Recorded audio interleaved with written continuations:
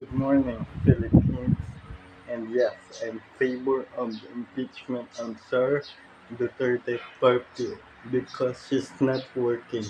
She's only traveling the world. She's exploring the world by using the money of the government funds. Wala kang hiya. Ano yan? Libre-libre. Tapos hindi ka naman nagtatrabaho ng tama. Hoy, magtrabaho ka.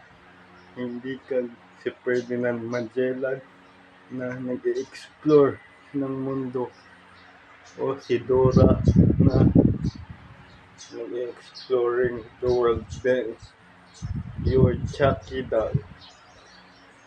My God, ano yan? Exploring the world tapos hindi ka nagtatrabaho bilang vice presidente na tumutulong dapat sa pamamalakad ng gobyerno kay President Bongbong Marcos. Mahiya ka naman sa taong bayan na nagpapasahod sa'yo. Maraming salamat, Pilipinas. And please like and subscribe on my YouTube channel.